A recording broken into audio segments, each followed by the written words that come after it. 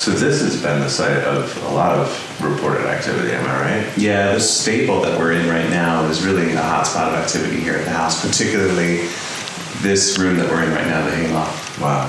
What sort of things have people seen or heard here?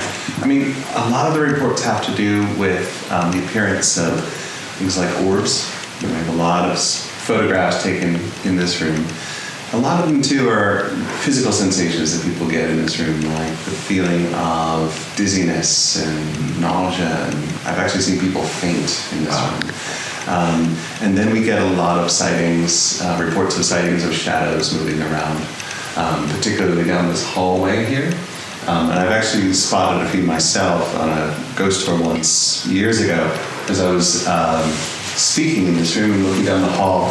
I began to see what looked like shadows just sort of moving around in the streaks of light that are on the floor there. And a lot of the people on the tour saw it as well. People were asking me, like, what is that? And I had no answer for them because I had no explanation. There are no trees right outside those windows. There's nothing that really could have been making shadows move. But we were all seeing them there.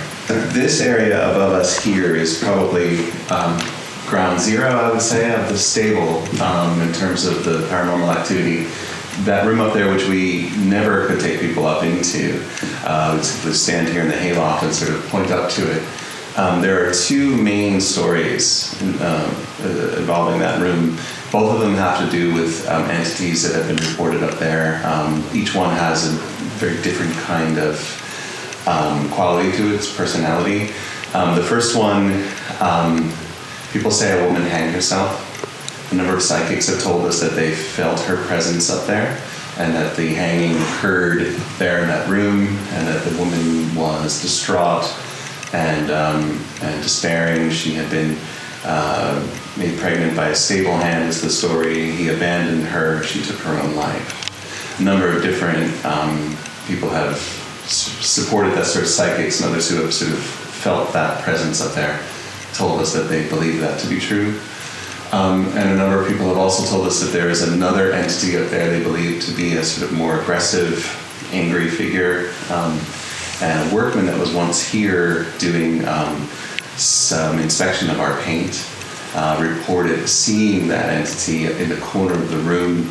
And even though he himself was not a believer in ghosts and really kind of dismissed the whole thing, when he was up there, when he said he saw this thing in the corner of the room just sort of staring at him, he was so afraid that he just packed up all his ladders and booked it out of here.